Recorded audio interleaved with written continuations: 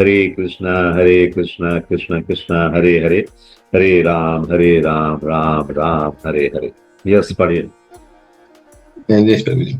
प्रत्येक मनुष्य ऐसी आध्यात्मिक अनुभूति प्राप्त करने के लिए प्रयत्नशील है, किंतु हम अज्ञानी हैं और यही कारण है कि हम भौतिक परिस्थितियों में यहाँ सुखी होने का प्रयत्न करते हैं, निराश हो जाते हैं और दुविधा में पड़ जाते हैं। इसलिए हमें अपने इस अज्ञान को मिटाना होगा कि हम इस भौतिक जगत में ही जोड़ तोड़ करके अपने सुखी रह सकते हैं। तभी कृष्ण भावना प्रभावकारी हो सकती है। हमारे शिष्य और शिष्याएं जीवन के भौतिक रूप से घृणा की दृष्टि से देखते हैं। उनके पिता तथा अभिभावक निर्धन नहीं है, उनके पास खाद्य सामग्री और भौतिक सुखों की कोई कमी नहीं है, फिर वे निराश क्यों हैं? आप कह सकते हैं कि क्योंकि भारत एक गरीब देश है इसलिए यहाँ के निवासी निराश है, किंतु अमेरिकी लड़के एवं लड़कियां क्यों निराश है? यह इस बात का प्रमाण है कि जीवन की भौतिकतावादी रीति आपको सुखी नहीं बना सकती। आप अपने जीवन को सुखी बनाने के लिए कितना भी प्रयत्न क्यों न करें, किंतु भौतिक जीवन से आपको सुख प्राप्त नहीं हो सकता। यह एक हकीकत है। जो लोग भौतिक जीवन को जोड़ तोड़ करके सुखी होने का प्रयत्न करते हैं, वे कृष्ण भावना नहीं अपना सकते। भौतिक जीवन से उत्पन्न निराशा और भ्रम कृष्ण भावना भावित बनने की योग्यता बन सकते हैं। यह लड़कियां में एक अच्छा गुण है, वे कृष्ण भावना अपना रहे हैं। श्रीमद् भागवत में एक श्लोक आता है कि कभी कभी अपने भक्तों पर विशेष कृपा दृष्टि करने के लिए भगवान श्री कृष्ण अपने सभी भौतिक समृद्धियों से वंचित कर देते हैं। जैसे पांडवों को उनके राज्य से वंचित कर दिया गया था, यद्यपि श्री कृष्ण वहां स्वयं विद्यमान थे। श्री कृष्ण उनके मित्र के रूप में उपस्थित थे, फिर भी पांडवों को उनके राज्य से वंचित किया गया था। उनकी संपत्ति छीन गई थी, उनकी पत्नी को अपमानित किया गया था और उन्हें वन में भेज दिया गया था। हाँ, आगे का एक पैराग्राफ और पढ़िए। युधिष्ठिर महाराज ने श्री कृष्ण से यह प्रश्न पूछा, आप हमारे मित्र हैं, फिर भी हमें इतनी कठिनाइयों का सामना क्यों करना पड़ रहा है? श्री कृष्ण युधिष्ठिर महाराज से उत्तर देते हैं, यह मेरी विशेष कृपा है। कभी कभी हम श्री कृष्ण की विशेष कृपा को समझ नहीं पाते। Thank you Prabhu, Hare Krishna. Hare Krishna. Yes, तो ये भगवान की विशेष कृपा है जब वो आपसे कुछ छीन लेते हैं। जिसमें महाराज कह रहे हैं आप हमारे साथ हैं, हमें वनगमन करना पड़ रहा है, हमारी स्त्री का अपमान हो रहा है, हमारी संपत्ति छीन ली जा रही है, हमारा राज्य छीन लिया जा रहा है, और आप हमारे साथ होते हुए कुछ नहीं हो रहा है। ये सब विसंगतियां क्यों हैं? तो भगवान कहते हैं ये मेरी विशेष कृपा है। तो जब भी आप संकट में आए, जब भी ऐसी स्थितियां पैदा हो कि आपसे जो कुछ है वो छीना जा रहा है, कम होता जा रहा है, आप निर्धन होते जा रहे हैं या कुछ और परेशानियों में पड़ रहे हैं, समझ लीजिए भगवान की विशेष कृपा है। ये भगवान ने खुद कहा है, ये मेरी विशेष कृपा है, किसी और व्यक्ति ने नहीं कहा। तो भगवान ने खुद कहा है, मतलब ये सत्य है। भगवान जिसको अपने निकट लाना चाहते हैं वो उसके ऊपर जो भौतिक भार है पहले उसको कम करते हैं कि भौतिक भार उतार दो, उसके बाद मेरे पास आओ। तो ये की पॉइंट है आज की इस रीडिंग का कि हमें ये समझना चाहिए कि जो धन दौलत पैसा अभिमान गर्व पद पदवी ये वो यश समृद्धि जो कुछ है वो सब बेकार है। भगवान के पास जाने के लिए वो आवश्यक नहीं है। भगवान खुद ही कह रहे हैं मैं ये सब छोड़ निकाल देता हूं, आपके पास से ले लेता हूं वापस, राज्य वापस ले लिया, अपमान होने दिया, बन जाने दिया, सारे प्रकार के कष्ट हो गए। इतने कष्ट होते हुए अगर कोई भगवान को आज के समय में रखे तो भगवान को किनारे कर दिया, कहता मुझे नहीं चाहिए ऐसे भगवान जो मेरा कुछ नहीं करते। फिर भगवान होने का फायदा क्या है ना? लेकिन यहाँ पांचों पांडव कुंती मां धैर्य से भगवान के साथ रह रहे हैं और कभी भी ये याचना नहीं कर रहे हैं कि मेरे ये कष्ट निवारण करो। बल्कि कुंती मां जब भगवान जाने लगे हैं द्वारका के लिए तो उनसे कह रही हैं कि ये विपदाएं जो बार बार आती हैं हमें आपकी स्मृति दिलाती रहती है, हम आपके दर्शन कर लेते हैं, आप हमारे साथ हैं। तो विपदाएं वो चाहती हैं कि विपदाएं बार बार आए जिससे कि हम भगवान को भूलें नहीं, और हम चाहते हैं विपदाएं आई है तो इसका मतलब भगवान है ही नहीं। भगवान तो है, विपदाएं भी अपने हिसाब से आनी ही। तो प्रत्येक मनुष्य ऐसी आध्यात्मिक अनुभूति प्राप्त करने के लिए प्रयत्नशील है, किंतु हम अज्ञानी हैं और यही कारण है कि हम भौतिक परिस्थितियों में सुखी रहने का प्रयत्न करते हैं।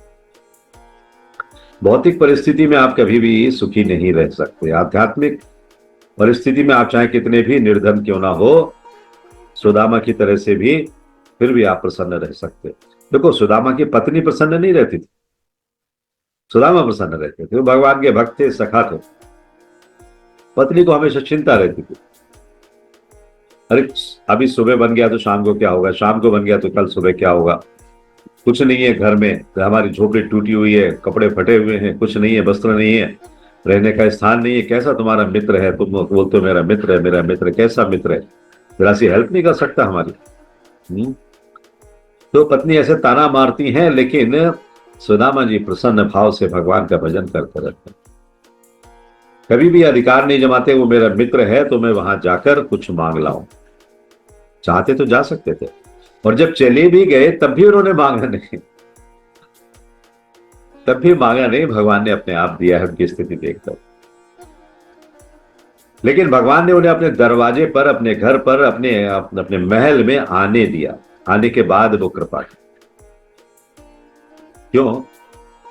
क्योंकि यहां पर यह प्रदर्शित होता है कि भक्त यदि भगवान से याचना नहीं करेगा जाकर तो ना करे, कोई बात नहीं, लेकिन उनके लिए समर्पित तो हो, शरणागति तो ले ले। तो ये शरणागति का भाव है जब वो उनके सामने पहुंच गया। हालांकि भगवान ने ये सेवा की है, उनके चरण भी धोए, लेकिन भाव ये है कि चलो ये भक्त आ गया अब मेरे पास, अब मैं इसका 100% ख्याल रखूंगा।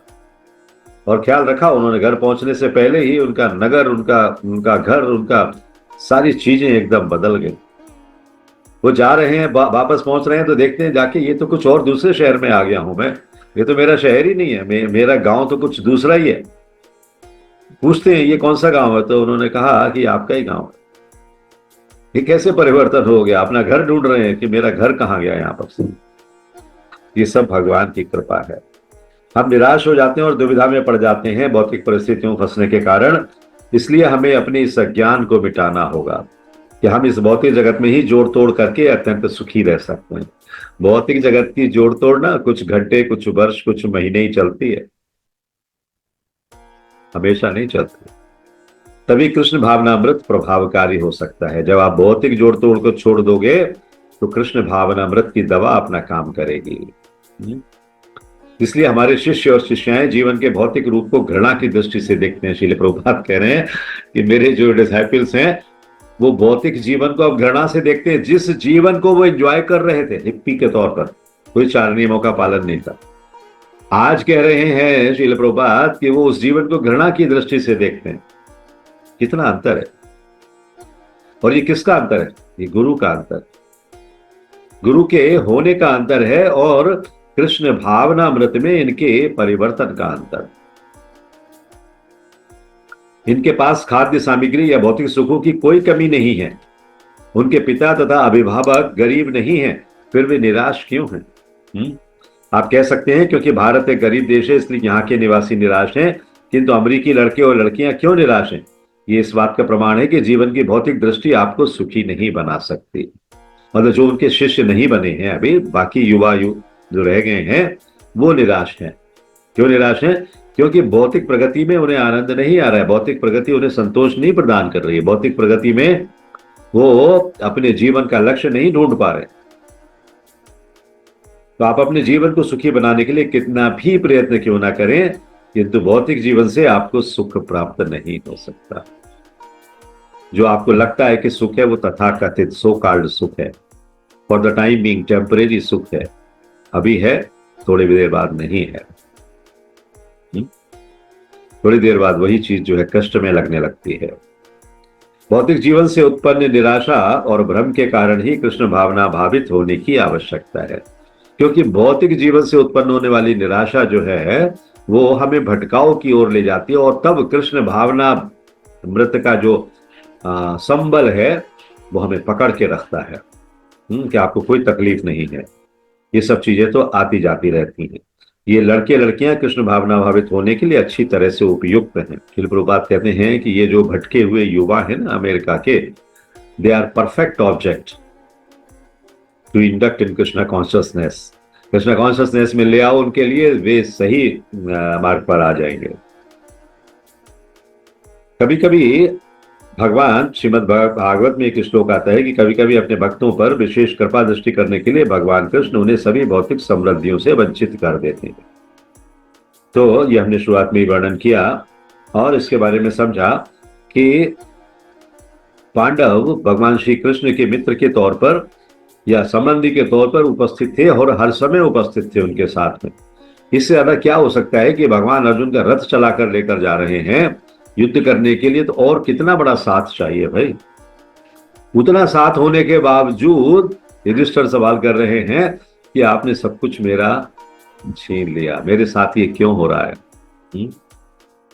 अच्छे लोगों के साथ बुरा क्यों होता है? अपने आप को समस्याग्रस्त विपदाग्रस्त क्यों महसूस करते हैं?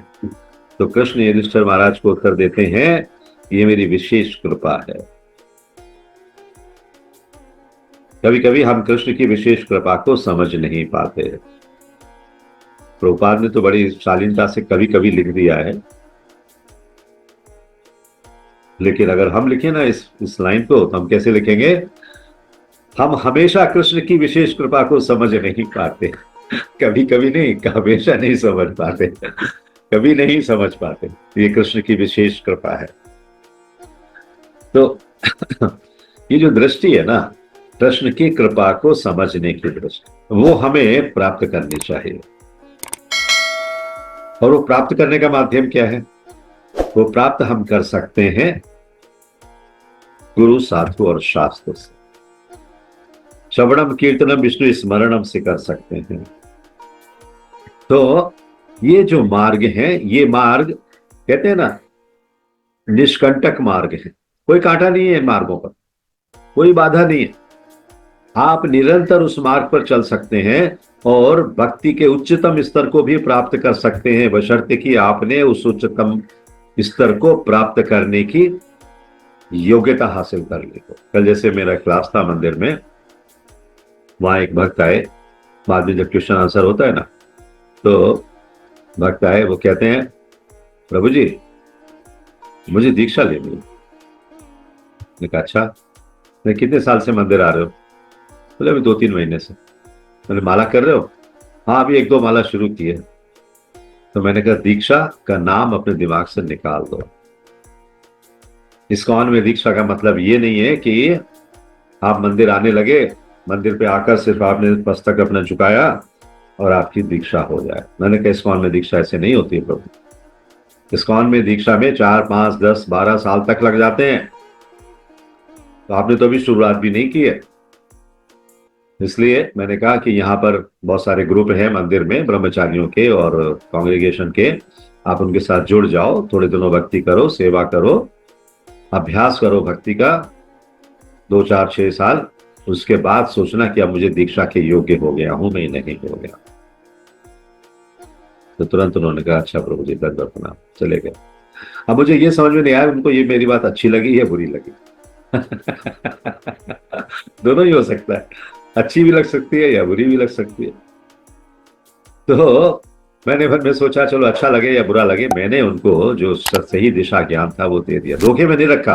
हाँ प्रभु अगली बार जब दीक्षा होगी मैं आपको दीक्षा करवा दूंगा, आप आ जाओ मेरे पास में, इतनी फीस लगती है, ले आओ मेरे पास। नहीं, कभी नहीं, कुछ नहीं कहा मैंने। जो नियम है वो बता दिया आपके लिए कि इस तरह से आप सेवा करो, भक्ति करो, जोड़ो। अभी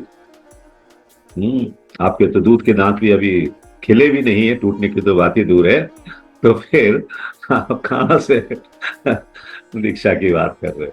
तो ऐसे ऐसे चीजें होती हैं कि भगवान की विशेष कृपा के बिना आप समझ नहीं पाते। भगवान की विशेष कृपा जब होती है तब आप समझ जाते हो। भगवान की विशेष कृपा नहीं होती है तो आप कभी समझ नहीं पाते, कितना भी प्रयास कर लो समझ में नहीं आता है। राइट, तो हम आज यहाँ रुकेंगे।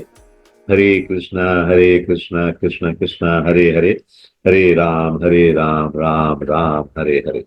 If you like this video, press the like button and share it with your family and friends. If you want to watch more such videos, please subscribe to our channel, and for getting updates, press the bell icon.